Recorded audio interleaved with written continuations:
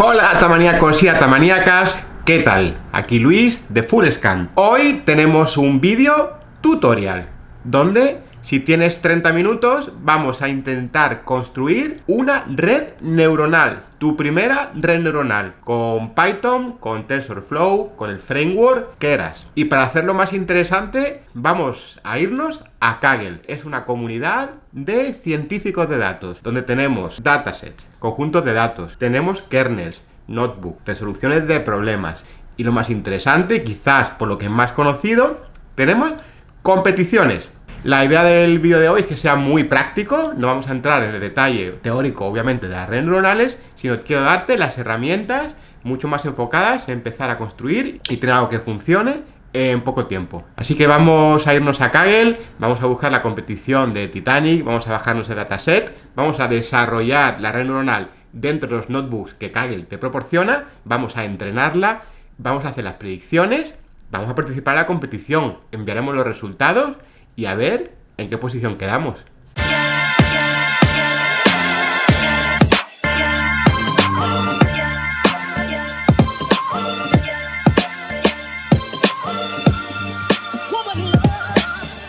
Ok, vamos a empezar intentando entender qué es el Deep Learning, qué son las redes neuronales y luego pasaremos al notebook de Kaggle, como os comentaba antes. Oye, pero antes, lo que te recomiendo es que le eches un vistazo a este vídeo.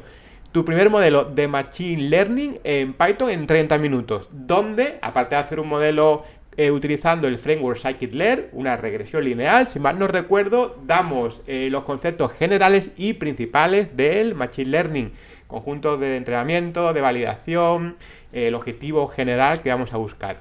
Te lo recomiendo porque quizás te sirve para seguir mejor la discusión que vamos a hacer a continuación.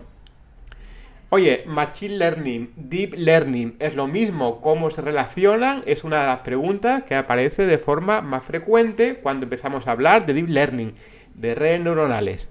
Te quiero empezar a explicar un poco el framework general de cómo se articulan todos estos conceptos y términos. Empezamos por la inteligencia artificial, ese gran concepto donde englobamos todo lo que hablamos prácticamente en el canal. La inteligencia artificial no es otra cosa que intentar construir sistemas que simulen la inteligencia humana. Es cierto que definir de forma exacta qué es la inteligencia humana, pues no es algo trivial. Y hay muchísimas discusiones abiertas, muchísimas formas de entenderlo, que no entraremos ahora a este detalle. De alguna forma, la idea que tengas de lo que es la inteligencia artificial, de alguna forma, la idea intuitiva de lo que tú pienses que es inteligencia, ya sería válida. Al final, lo primero que tenemos, estos sistemas más, exteriores en la inteligencia artificial, son los sistemas basados en reglas, que son un poquito los primeros que aparecieron en el campo de la inteligencia artificial. ¿Y en qué consisten? Pues consisten en codificar manualmente un sistema experto.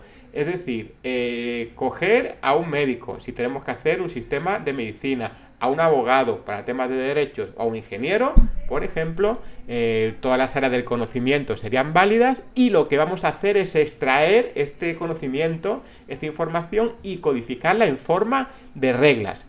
Fijaos que esto es bastante sencillo, es un enfoque bastante trivial, pero muy costoso, tanto de implementar como de mantener. Ya que, oye, tendrías que tener a mano todas las reglas, pues, no sé, que te hacen generar, pues, un sistema experto, como decía, en el campo de la medicina. Esto es bastante complejo. De ahí que aparezca el aprendizaje automático, el Machine Learning, donde la diferencia principal es que estas reglas van a ser derivadas de forma automática de los datos de entrenamiento. Son sistemas hambrientos de este tipo de datos, donde lo que van a hacer es analizar todos estos datos, encontrar estos patrones y generar de forma automática estas reglas que nos resuelvan el problema que queramos resolver, un problema de clasificación, un problema de regresión, etcétera, etcétera.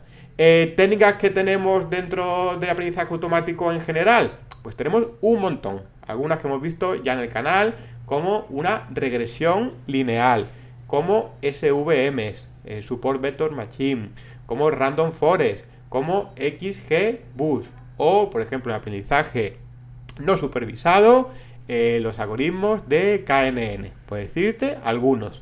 Oye, ¿y Deep Learning entonces dónde encaja en todo este framework? Pues Deep Learning es otra técnica más dentro del Machine Learning. Ni más ni menos, ni mejor ni peor. Bueno, quizás un poco sí que es mejor. Entonces, ¿por qué la tratamos de forma diferente dentro del Machine Learning? ¿Por qué no decimos que es una técnica más?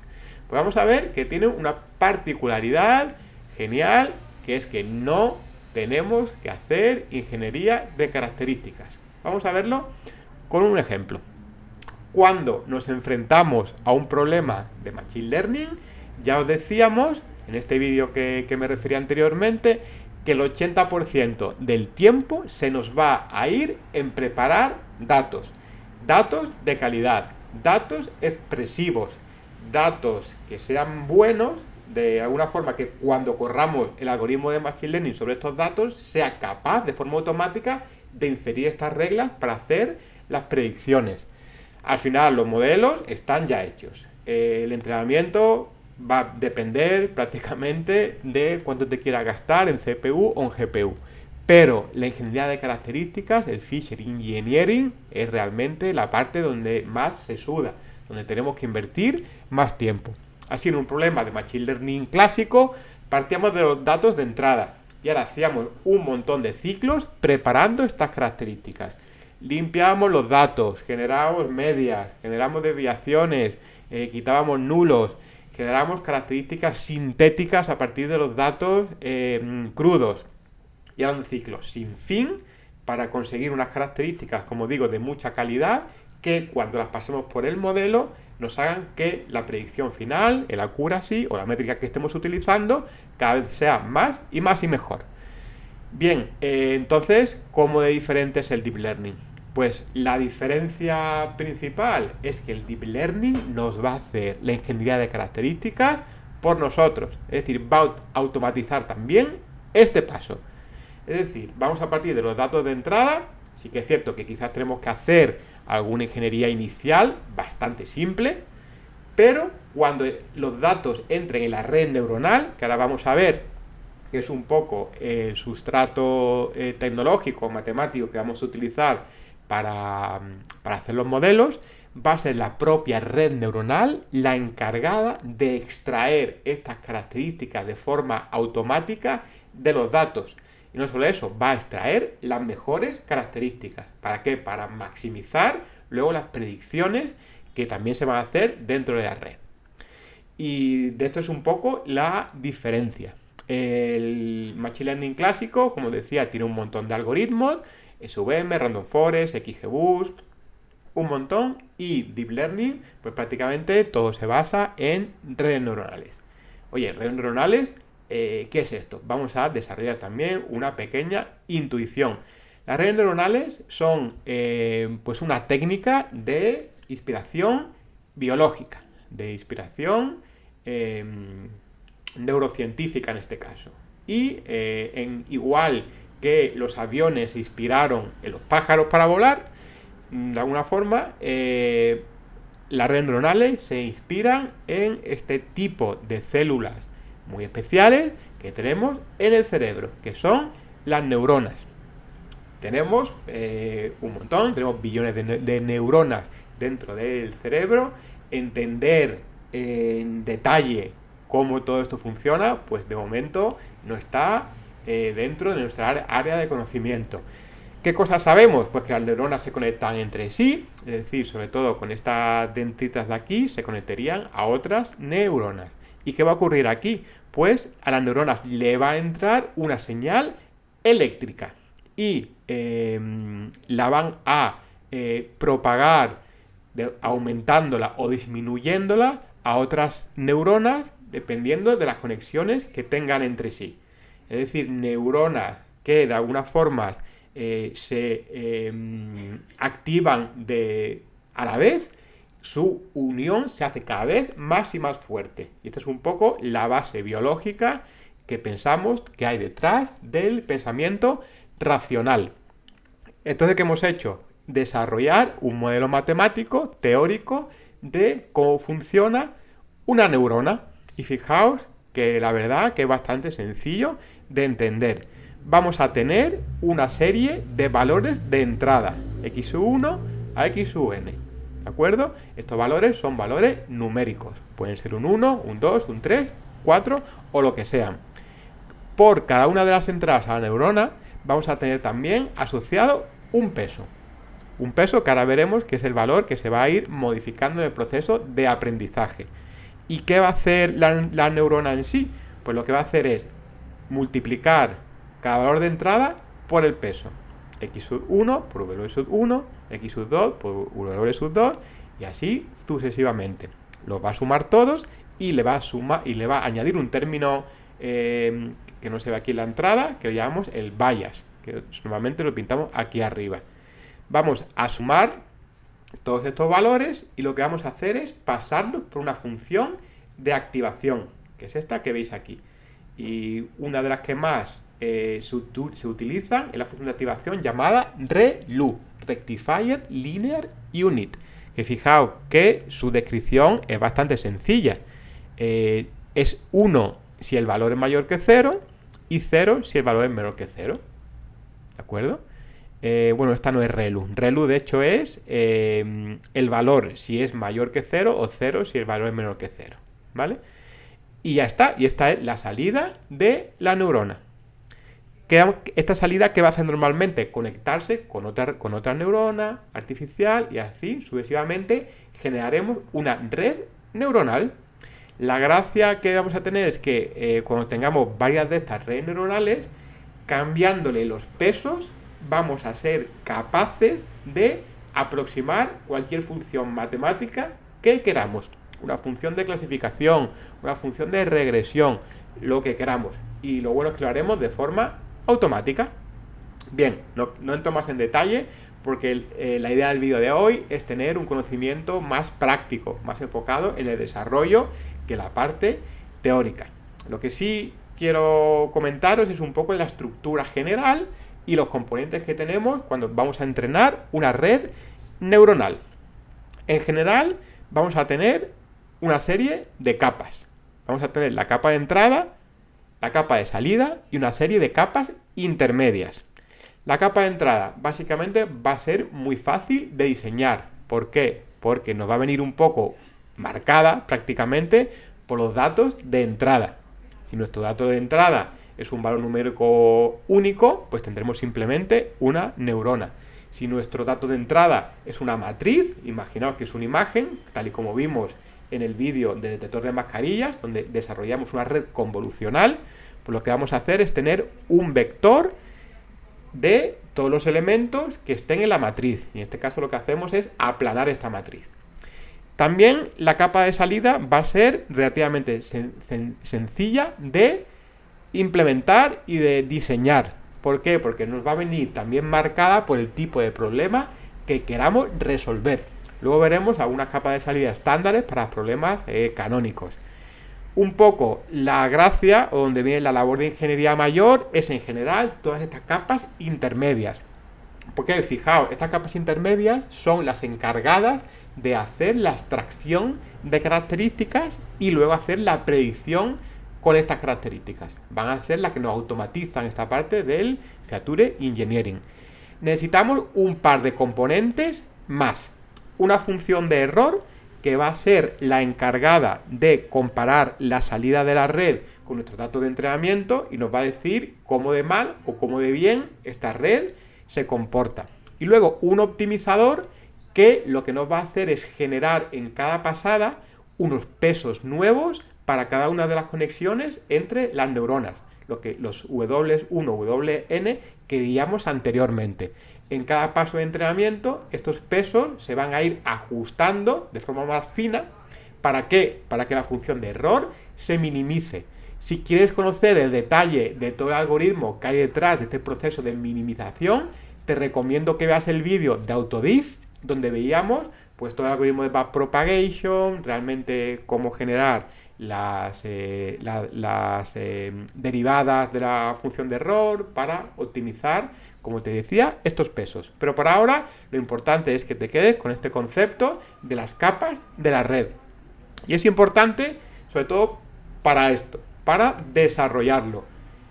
Buenas noticias, Keras es un framework encima de TensorFlow que la verdad tiene un enfoque bastante funcional y nos abstrae de toda la complejidad que teníamos antes para generar una red neuronal.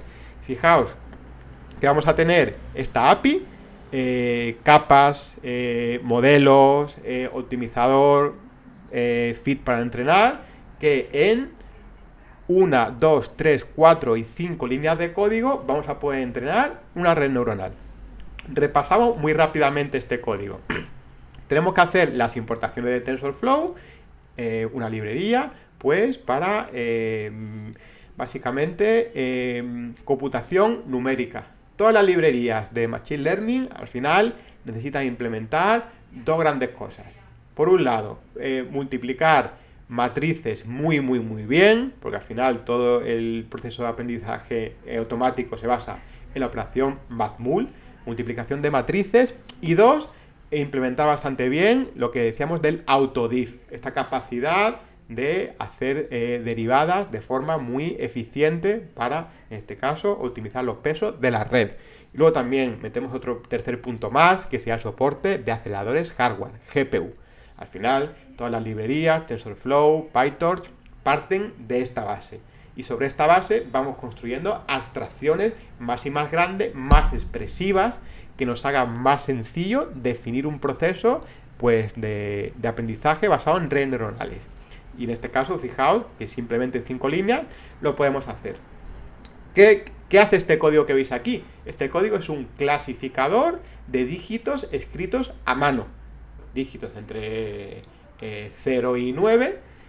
Tenemos una gran colección de estos dígitos en el dataset MNIST, uno de los datasets canónicos de aprendizaje automático, que ya lo tenemos embebido dentro de la librería de Keras. No hace falta que lo descarguéis. Keras ya viene con alguno de ellos, y MNIST, Fashion MNIST es otro, Cifar también creo que es otro, etcétera, etcétera. Lo que hacemos aquí prácticamente es cargar en 4 variables de Python pues estos valores, y luego lo interesante es que definimos el modelo. En este caso, fijaos que este modelo es un modelo secuencial. Esto quiere decir que iremos haciendo stacking de capas, tal y como veíamos anteriormente, capa 1, capa 2, capa 3, capa 4, cada una detrás de otra, porque para temas simples no hace falta que tengamos recurrencia o que tengamos que de una capa salgan 2. En este caso, fijaos que simplemente tenemos 2 capas. Tenemos la capa de entrada y la capa de salida. Solo tenemos esto. La capa de entrada lo que va a hacer es flatear una matriz que nos va a venir de la codificación de cómo tenemos los dígitos en el dataset del MNIST. En este caso, si mal no recuerdo, eran matrices de 28 por 28. Y lo que hacemos es, pues, ponerlas en un array de esta longitud, 28 por 28, con todos los píxeles ahí, con su valor entre 0 y 255, dependiendo si es blanco o negro.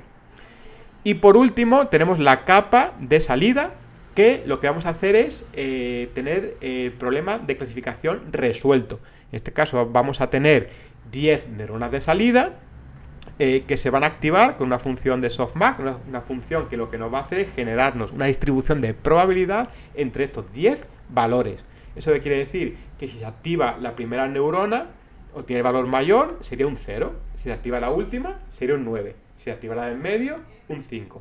Y así sucesivamente. Recordad, tenemos que definir un par de cosillas más. El optimizador y la función de error.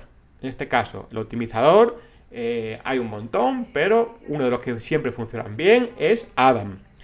Así que luego recomendaré que siempre empecéis utilizando este.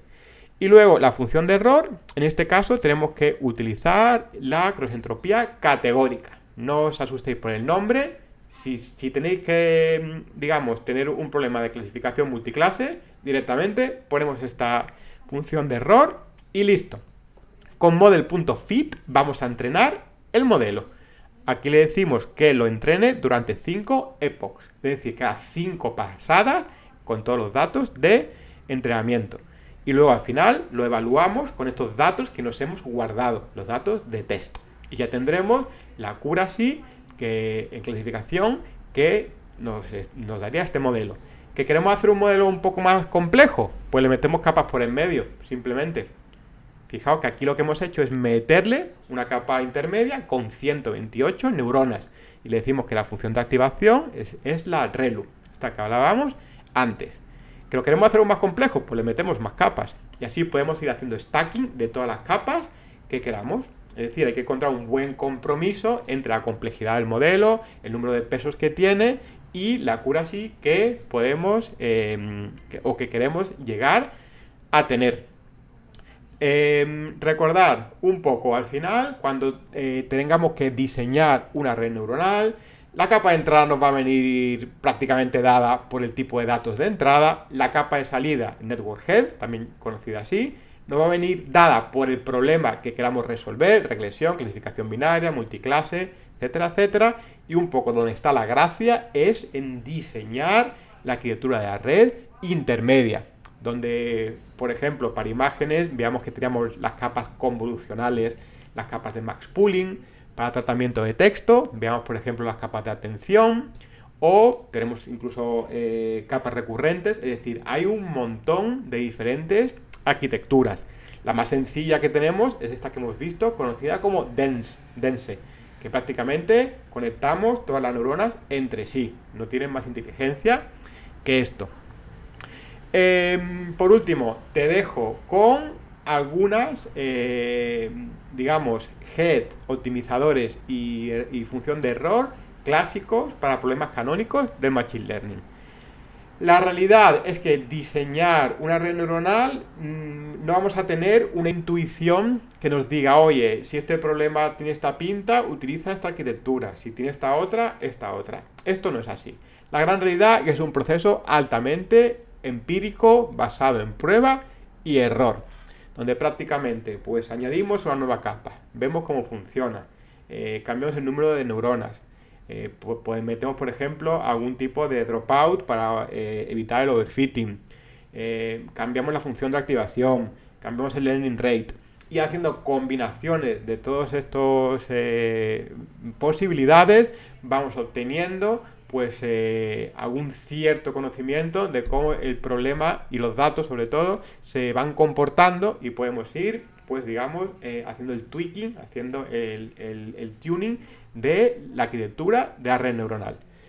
Te dejo, como te decía, 3 cabezas optimizadores y función de error para 3 problemas clásicos o canónicos en el Machine Learning. En primer lugar, la regresión. La regresión, lo que vamos a buscar es generar un valor numérico de salida. Un 33, un 44. ¿Cuánto tiempo voy a correr la maratón? ¿Qué tiempo va a hacer mañana? 23 grados. Es decir, valores en una distribución continua de números. La cabeza a utilizar, pues es Dense1, donde prácticamente tenemos una neurona y la salida de esta neurona pues va a ser el valor que queremos predecir. El optimizador, como decía, fijaos que siempre es Adam en los 3 problemas. Oye, si queréis tener más detalle de los optimizadores, te recomiendo que veáis el vídeo donde comparábamos todos los optimizadores, veamos cómo funcionaban y prácticamente ya os adelanto que la conclusión era de que Adam es el que se comporta casi siempre mejor para los problemas que podamos tener así en el mundo más alejado, digamos, de la investigación y desarrollo. La función de error para una regresión, mean square error. Fijaos que esto es algo tan sencillo como coger el valor que acabamos de predecir, restarle el valor que esperábamos que se predijese, restarlo, elevarlo al cuadrado para evitar el problema de los negativos y luego tomar la media. Algo bastante sencillo y directo. Para una clasificación binaria, es decir, lo que quiero es, si tengo una nueva observación, ver si es gato o perro, si es 1 o 0, hombre o mujer, es decir, 2 valores a predecir.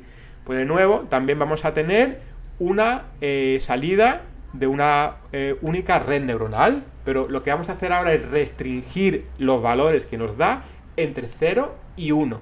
Es decir, ya no vamos a dejar que tenga un valor real cualquiera, sino lo restringimos entre 0 y 1. ¿Por qué? Porque así diremos 0 es clase 1 y 1 es clase 2 o viceversa. Y lo que hacemos es normalizar esta salida y los valores que estén más cerquita de 0 los trataremos como 0 y los que estén más cerquita de 1 los trataremos como un 1. El optimizador de nuevo es Adam y la función de error es la cross-entropía, pero en vez de ser categórica como era antes en el problema de MNIST, aquí es binaria, algo bastante intuitivo. Y de nuevo, si tenemos para acabar una clasificación multiclase, donde ya lo que quiero es clasificar no en solo dos valores, sino en n, es una generalización. Por ejemplo, quiero ver pues qué tipo de animal es, si es un mamífero, si es un anfibio o lo que sea. Quiero ver si una imagen es un cuadrado, un círculo, un triángulo, es decir, tengo n clases disjoint entre ellas. Y lo que quiero hacer, como decía, es una nueva observación, clasificarla en una de estas clases. La cabeza de la red, pues lo que vamos a hacer es tener una red densa con tantas neuronas como tantas clases tenga en mi problema de clasificación. Y con la función de activación softmax, lo que haremos es generar una función de distribución entre todo el tipo de clases, de forma que el sumatorio de la salida de todas estas neuronas sea 1. Así que nos quedaríamos con el valor mayor, que sería la clase, que en principio la red nos ha predicho. El optimizador, de nuevo Adam, y la función de error, pues la cross-entropía, pero en este caso la categórica. Nada, hasta aquí esta brevísima introducción. Espero que haya sido práctica a redes neuronales. Y lo que vamos a hacer ahora, pues es irnos ya al notebook de Kaggle para poner todo este conocimiento en marcha en un problema real, en una competición de Kaggle. Os venís aquí a kaggle.com y entraréis en esta web. Yo ya me he registrado. Vosotros dadle aquí a registraos y ya os creáis vuestra cuenta. Yo le doy aquí a entrar con mi cuenta de Google, que la elijo aquí. Vale, una vez que entréis dentro de Kaggle, que como os decía, es una comunidad de científicos de datos, vamos a tener un montón de cosas y cada una de ellas más interesante que la anterior. Por un lado, quiero empezar por la parte de competiciones, que quizás es por lo que Kaggle es más famoso. Las competiciones, pues como su nombre indica, son competiciones de ciencia de datos, donde vamos a buscar tener las mejores predicciones para un montón de problemas. Fijaos que competiciones, pues hay un montonazo. Vamos a leer algunas. Por ejemplo, estas son las activas. Por ejemplo, Jane Street Market Prediction. Parece ser que es una competición para predecir datos de la bolsa. Oye, el ganador se lleva $100.000. No está nada mal.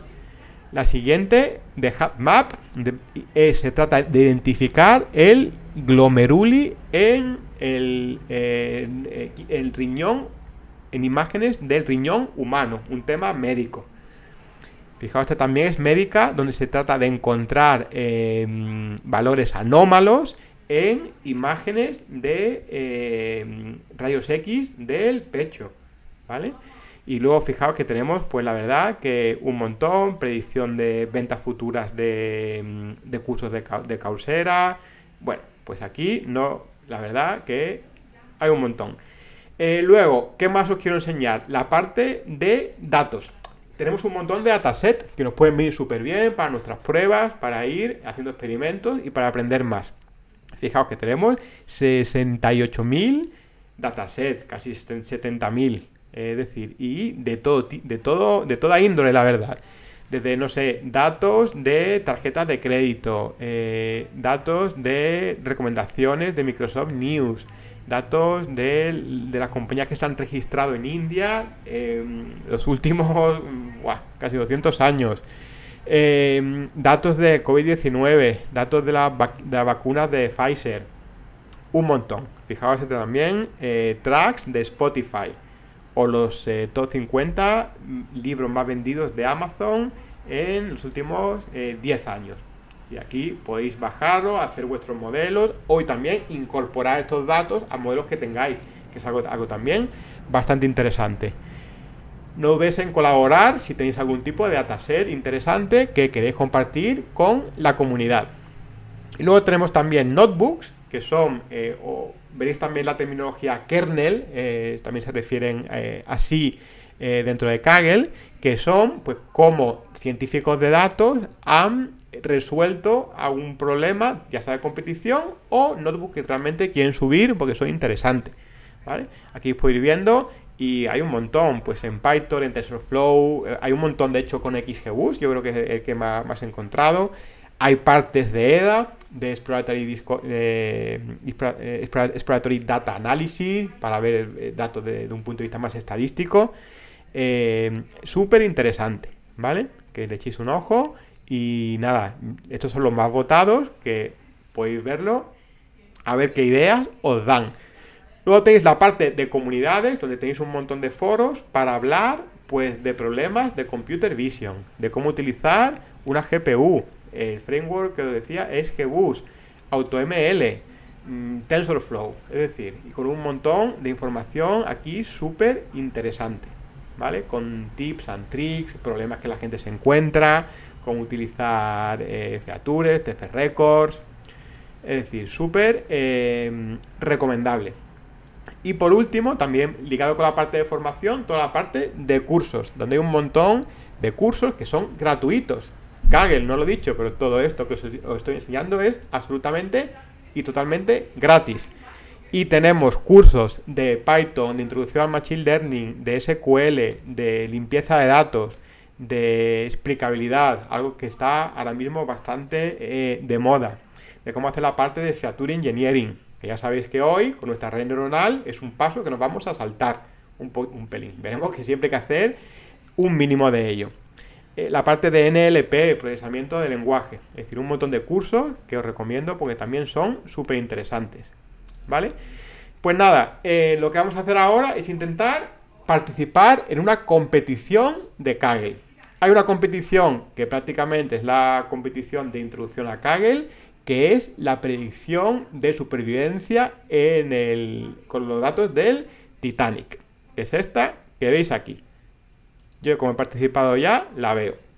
Como decía, lo que vamos a intentar es dar un dataset, que en este dataset ya os lo enseño por aquí. Vamos a tener una serie de variables que nos indican pues si la, digamos, probabilidad de un pasajero sobrevivir o no a la tragedia del Titanic. ¿Qué datos tenemos? Pues en principio, fijaos, la primera de aquí es la variable objetivo. Es decir, si esa persona logró sobrevivir o no logró sobrevivir. Y luego tenemos las variables que vamos a utilizar para esto. Por ejemplo, en qué clase tenía el ticket, si era primera clase, segunda o tercera. Si era hombre o mujer, qué edad tenía, si tenía a su mujer o marido a bordo y si tenía a sus padres o a sus hijos dentro del Titanic y cuántos de ellos. El número de ticket, cuánto pagó por ese ticket, el número de camarote y en qué puerto embarcó, en Cherbourg, Queenstown o Southampton. ¿De acuerdo? Aquí tenéis un poquito más de detalles sobre los datos. Así que nada, incluso aquí abajo podéis hacer una pequeña exploración de cómo estos datos se comportan. Por ejemplo, datos de entrenamiento, que son los que vamos a utilizar. Veis aquí algunos histogramas, básicamente, fijaos, pues de la muestra de datos que tenemos, pues vemos que hay más que no sobrevivieron, vemos que casi todos estaban en clase tercera, y así podemos ir, los nombres, ¿vale? De las personas, etcétera, etcétera, ¿vale? Ok, pues una vez que hemos visto esta competición y nos interesa, aquí os saldrá Join Competition. Como yo ya me he unido, me sale ya la parte de enviar predicciones, ¿vale? Pero si, por ejemplo, me vengo a esta otra competición, me saldrá Join Competition, ¿vale? Y esto es justamente lo que vosotros tenéis que hacer ahora, darle a Join Competition y ya estáis dentro de la competición, aceptando los términos. Esta es una competición que nunca acaba, ¿vale? Porque es de prueba y fijaos que es de las que tienen más participantes, casi 22.000 personas que ya han participado. Podemos ver también quién va ganando la competición, ¿vale? En este caso, fijaos que tenemos ya un montón de gente que ha dado un score del 100%. Prácticamente es un problema que lleva mucho tiempo, ¿vale? Y ya lo han resuelto de forma totalmente, certera. Vale, lo que os quiero enseñar es, lo que vamos a hacer ahora es generar un notebook dentro del propio Kaggle. Es decir, no nos vamos a ir a Colab, no nos vamos a ir a Jupyter, dentro de Kaggle podemos generar un new notebook para resolver este problema. Le decimos que sea Python y le damos a crear. Y ya tendremos aquí el notebook, se está generando la sesión. Empezamos algo tal que así. ¿Qué tenéis aquí? Pues aquí donde vamos a ir desarrollando el código y a la derecha tenemos, por ejemplo, un visor para ver los datos, ¿vale? De entrada, que son los datos con los que vamos a ir trabajando. Y luego, por otro lado, vamos a tener también una carpeta de output donde generaremos los valores de las predicciones. Así que nada, vamos a empezar a ir escribiendo un poco el código y vamos a ver si lo podemos resolver con una red neuronal, ¿de acuerdo? Lo primero, yo lo que voy a hacer es borrar, digamos, todos estos comentarios para que quede más limpio. Quito todo esto y NumPy y Panda casi siempre pues lo vamos a tener que dejar. Son dos de las librerías que básicamente aparecen en todos los notebooks. Pero también vamos a tener que importar, como os decía, TensorFlow. ¿De acuerdo? Y también vamos a importar algunas librerías de PyPlot porque me gustaría luego mostraros de pintar algunas gráficas cuando hayamos entrenado la red. Pues nada, empezamos con los import, lo ejecutamos y en principio va todo genial. Lo segundo que vamos a hacer pues es cargar los datos de entrenamiento en un data frame de pandas. Entonces yo me vengo aquí al buscador y veo que los datos de entrenamiento están en test. Puedo incluso aquí copiar el path, ¿vale? Que ya lo he hecho, pero si lo pego aquí de nuevo, fijaos que es el mismo, básicamente, pero desde punto este. Cargo los datos de entrenamiento, ¿vale? Y lo primero que voy a hacer es echarle un ojito a ver si se han cargado bien. Perfecto, aquí ya tengo el data frame cargado. Y ahora me empiezo a preguntar qué variables de aquí me van a hacer falta para mi red neuronal, cuáles no, cuál es la que quiero predecir. Pues mira, empiezo echándole un ojo, ¿vale? Y veo que, por ejemplo, vale, acabo de cargarlo, ya decía que faltaba algo, acabo de cargar los datos de test. Esos son los datos que necesitaré luego para, digamos, testear el modelo. Cargo los datos ahora realmente de entrenamiento, ¿vale? Y fijaos que ya me aparece aquí lo que yo estaba buscando, que era la variable a predecir, que es si esta persona pues sobrevivió, con un 0 no y con un 1 sí. Pues mira, lo primero que yo siempre hago es básicamente extraer esto a otro data frame. De forma que aquí, de este data frame, en este de aquí, labels, me quedo con survivor. Y ya lo tengo. Y luego lo segundo que voy a hacer es preguntarme de las demás variables cuáles me pueden hacer falta y cuáles no para el proceso de entrenamiento. Entonces, por ejemplo, ¿la clase dónde estaba? Pues probablemente sí. El nombre, pues oye, yo creo que no. El nombre no creo que tenga potencia predictiva. Si pensáis que sí, pues se puede hacer un embedding y ver si encontramos algún tipo de patrón interesante. Pero en principio yo pienso que por el nombre no deberías de tener más o menos probabilidad de salvarte. El sexo, pues yo creo que sí. La edad también. Y si tienen hijos o su marido o mujer a bordo, de momento también lo voy a dejar. El número de ticket no lo voy a utilizar a priori. Lo que pagó por el ticket, pues igual sí. Igual a más precio, pues mejor lugar dentro del barco. La cabina donde está alojado, pues vamos a ver qué hacemos con este. Ahora veremos. Y el puerto de embarque, pues bueno, también lo podemos dejar. A ver si hubiese algo ahí. Es bastante sencillo. Como decía, entonces lo que hago prácticamente es coger estas variables y extraerlas a este otro data frame, donde aquí están todas las que hemos ido hablando. Y ahora, pues lo que voy a hacer es generarme por consistencia de nombre, pues otro data frame que se llame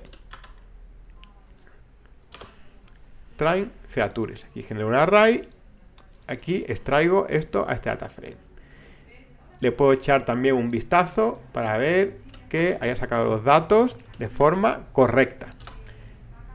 Ejecuto y efectivamente aquí tenemos estos datos que ya son los que quiero que mi red neuronal se entrene. Vale, fijaos que aquí tengo datos categóricos. ¿Cuáles serían? Pues la clase, el sexo y el puerto de embarque. ¿Esto qué quiere decir? Datos categóricos son aquellos que realmente no son variables continuas, a diferencia de la edad o el precio. Es decir, en el precio que un ticket cueste 70 y otro cueste 140, pues hay una relación, el de 140 vale el doble que el de 70. Es una variable continua, es un valor. Y lo mismo pasa con la edad. Pero ¿qué ocurre, por ejemplo, con la clase?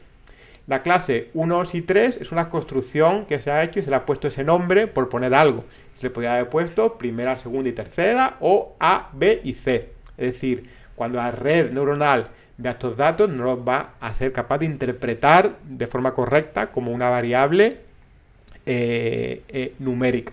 Así que lo que vamos a hacer es generar el conocido como One Hot Encoding.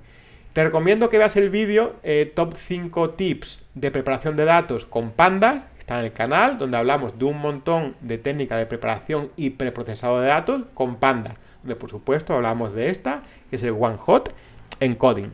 Así que vamos a hacer One Hot Encoding de estas variables. Yo ya tengo aquí el código que lo escribí antes. Y básicamente, os lo enseño aquí, lo que voy a utilizar básicamente es la función de pandas getDummies por cada una de las clases categóricas. Y a continuación, esto me va a generar, como veremos ahora, una serie de columnas, tantos valores tome esta variable categórica, y luego pues borro la variable anterior. Lo ejecuto y le podemos echar un ojito a ver cómo ha quedado. Pues fijaos que aquí lo que me va a hacer, como os decía, creo que se ve bien, por ejemplo, con el puerto de embarque. Estas serían estas tres columnas de aquí.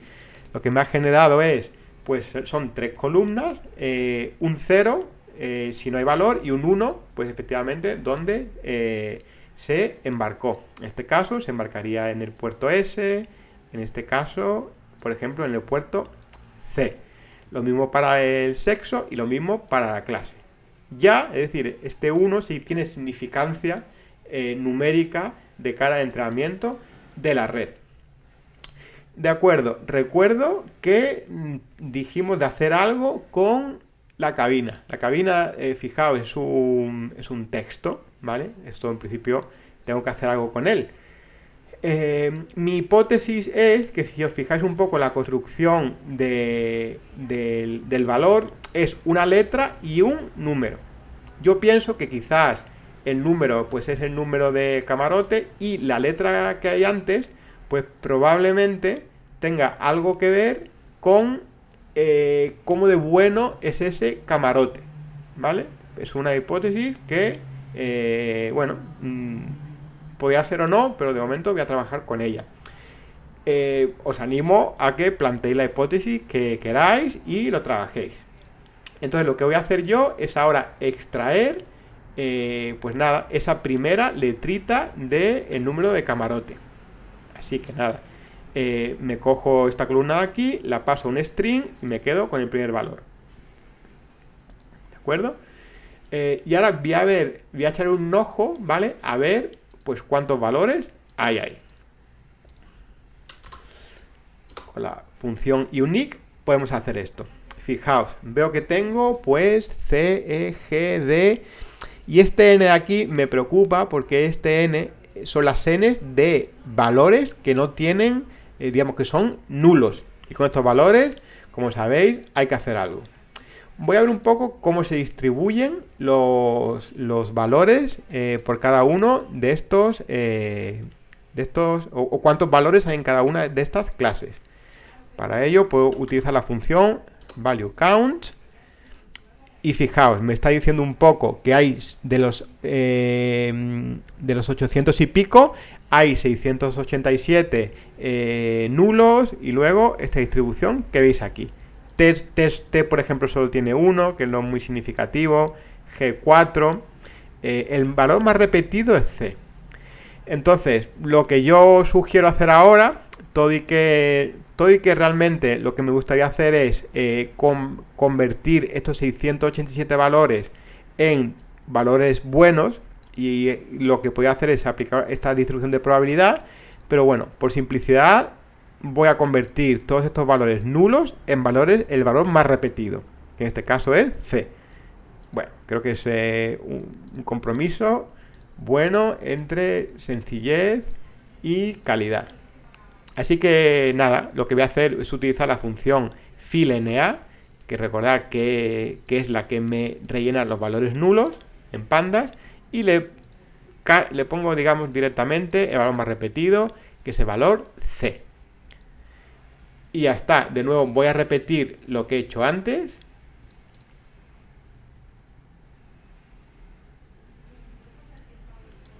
Voy a repetir lo que he hecho antes, ¿vale? Para sacar los valores. Y como ya Cabin en principio no tiene valores nulos, ¿vale? Cabin 1 ya lo machaco con este nuevo valor. Ok, entonces vamos a ver cómo me ha quedado al final el data frame de características. Vale, pues perfecto. Aquí ya lo que... Cabin 1 pues tiene los valores, efectivamente CC, un B por aquí, los valores categóricos. Perfecto. Y de nuevo lo que tengo que hacer es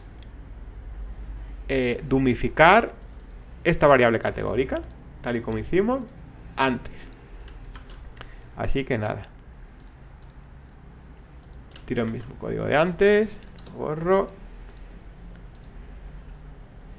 Vamos a ver cómo ha quedado ahora, dumificada.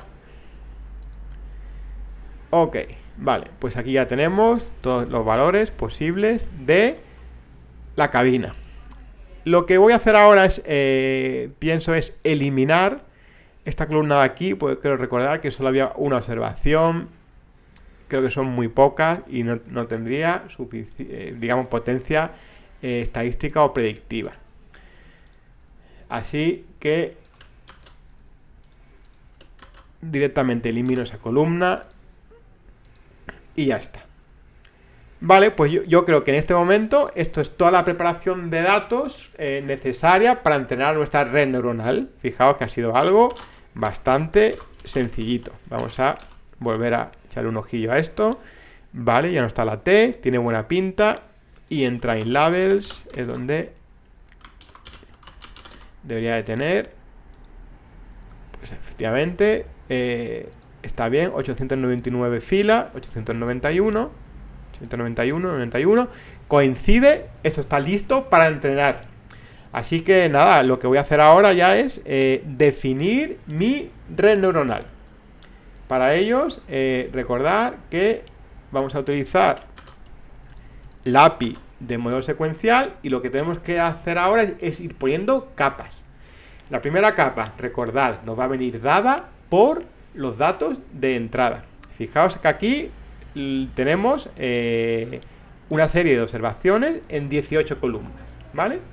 Lo que nos va a entrar en cada, o la red neuronal, son vectores de 18, de una dimensión. Es decir, o le van a entrar varios si entramos con batches. Así que nada, vamos a hacer algo tan sencillo como ponerle esta capa que veis aquí, que prácticamente le digo que aquí pondríamos el batch size, aquí pondríamos el tamaño de la X, 18, y en principio pueden medir todo lo que quieran. Así que con esto adaptamos la capa de entrada de la red neuronal a este problema. Y ahora de nuevo, pues lo que vamos a hacer es meter capas intermedias. Por ejemplo, voy a meter una primera capa con 64 neuronas, con nuestra función de activación ReLU, como vimos antes en el ejemplo. Y podría meter ahora otra, pues por ejemplo, me falta aquí una T, así, por ejemplo, con un poquito más, 128 neuronas. Sí voy a enseñaros otra capa adicional, que es una capa para prevenir problemas de overfitting. Es la capa de dropout. Dropout, no vamos a entrar mucho en detalle, pero prácticamente lo que vamos a decirles es que con esta probabilidad alguna neurona no intervenga en el proceso de aprendizaje. Esto es contraintuitivo un poco, es decir, es como si quitando neuronas se hace mejor la red. Pues sí, porque así vamos a forzar a una mejor generalización. No entramos tanto en detalle, pero esto es algo que es así. Y nada, ahora, si queréis parar el vídeo y pensar en la salida, la última capa que tenemos que poner a la red. Recordad, esto es un problema ¿de qué? De clasificación binaria. Así que, como ya os dije antes, lo que tenemos que poner es esta capa de aquí, dens1 con la función sigmoid, de forma que nos normalice los datos de salida entre 0 y 1. Y yo creo que con esto ya tendríamos definida nuestra red neuronal. Cerramos el modelo y listo. Pero nos faltan un par de cositas más. Recordad, tenemos que definir el optimizador y la función de error. En este caso es algo bastante sencillo y directo. El optimizador, ya os decía que siempre vamos a poner Adam. Y la función de error, cross-entropía binaria, porque es un problema de clasificación binaria. ¿Esta persona sobrevivió o no? Pues compilamos el modelo y ya está todo listo para entrenar. Con la función model.fit entrenaremos el modelo. Un par de cosas. Una de las gracias de Kaggle es que tenemos a nuestra disposición y de forma gratuita aceleradores hardware. Simplemente os tenéis que ir aquí, acelerador, y marcar la GPU y la activamos. Tenéis una cuota de una serie de horas a la semana. En este caso son 36 horas. Yo ya he gastado, pues por ejemplo, 4. Y me quedan 32. Enciendo la GPU y tengo ya un notebook acelerado por GPU. Y también, fijaos que también teníais TPUs. Otra cosa que os quería comentar es que la función de model.fit va a ir devolviendo datos de cómo va el entrenamiento.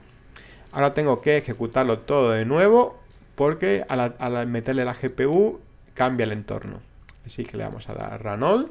Iremos ejecutando todo esto que hemos ido viendo. Y ahora pues en principio debería empezar el entrenamiento de 100 epochs.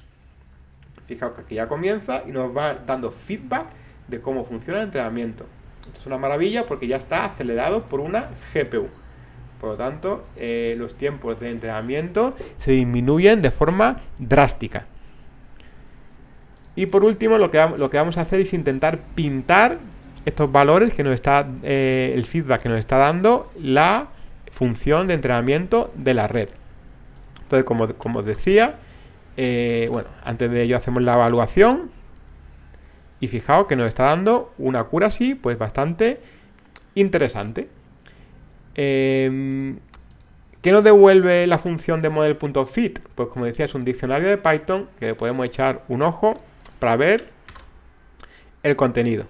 Y es un diccionario que tiene pues prácticamente la función de error, el accuracy y para los datos de validación, que son los que le hemos forzado aquí con un 20% de datos de validation, que no ha visto la red en su proceso de entrenamiento, también nos lo va a ir devolviendo. De forma que yo ahora con pyplot lo puedo pintar para ver un poquito cómo han ido convergiendo o cómo no. Y esto es muy útil para encontrar situaciones de overfitting. En este caso, fijaos que la accuracy tanto de train y test ha ido subiendo. Esto está bien, está genial. Y la pérdida pues ha ido bajando. En situaciones de overfitting, normalmente nos encontramos que el train se queda en 1 y cuando llega a 1, pues la pérdida de los datos de test sube un poco más.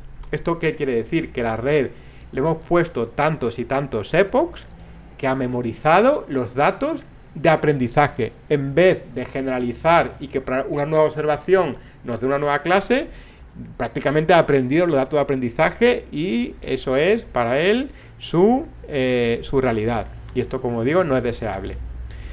Oye, pues ya tenemos el modelo entrenado. Entonces, ahora lo que vamos a hacer es predicciones, como decía antes, con el dataset de test, que son los datos que nos da esta competición para hacer las predicciones, y las predicciones son las que subiremos ahora a la competición. Así que nada, vamos a tener una función. Bueno, lo primero que tenemos que hacer es obviamente leer estos datos y vamos a aplicar exactamente la misma mini feature engineering que hemos realizado antes. Lo voy a hacer todo en un bloque para que sea más rápido. Todo esto es lo que hemos ido viendo aquí de forma detallada.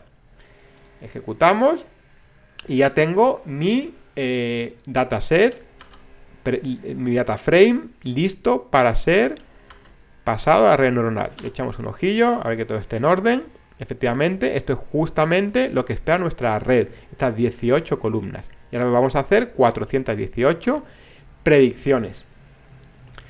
¿Y cómo hago predicciones? Pues la API de Keras nos da la función model.predict. Fijaos, simplemente le paso el data frame de características y me da a devolver un array con las predicciones. Es decir, los valores de esta última red neuronal con la función de activación sigmoidal. Es decir, nos va a devolver valores entre 0 y 1. Y ya tengo las predicciones. Vamos a echarle un ojillo a ver qué predicciones nos ha hecho. Y fijaos, pues aquí la tengo ya. Lo que me va a hacer es me va dando estos valores. Es un valor pues bastante cercano a 0, como veis, ¿vale? De cercano a 0. Y vamos a intentar ahora normalizar estos valores, redondearlos entre 0 y 1, porque es así un poco como nos pide esta competición que le subamos los datos. Así que prácticamente le cojo que este array me haga una predicción y me lo ponga en un número entero.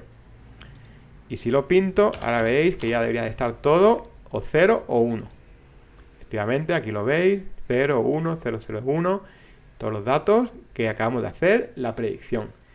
Vale, pues ahora voy a preparar un pequeño data frame para luego pasarlo a CSV y subirlo a la competición.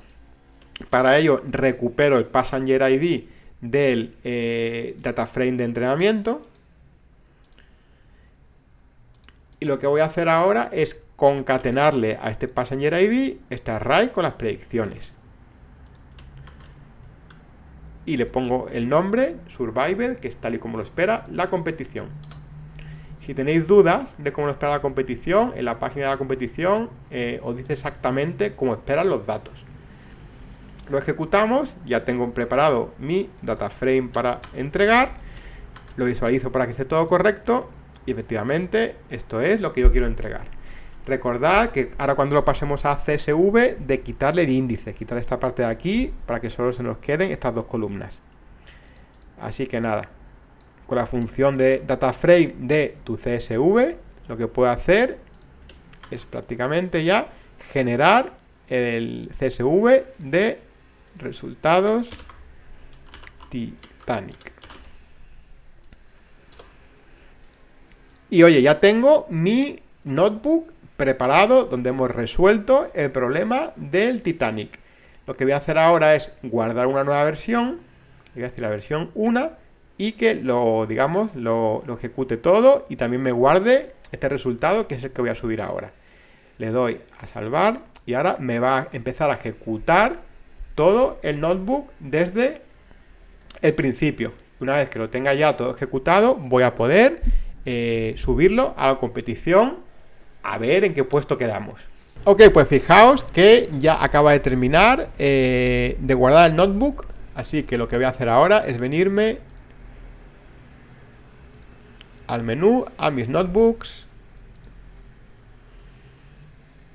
Your Work, es este de aquí, ¿vale? Le clico, entro dentro y lo reviso que sea efectivamente este, eso es el que acabo de hacer, y ahora simplemente le doy aquí y enviar a la competición. Me aseguro que el fichero resultante es el que yo acabo de generar y pues nada, le doy a enviar.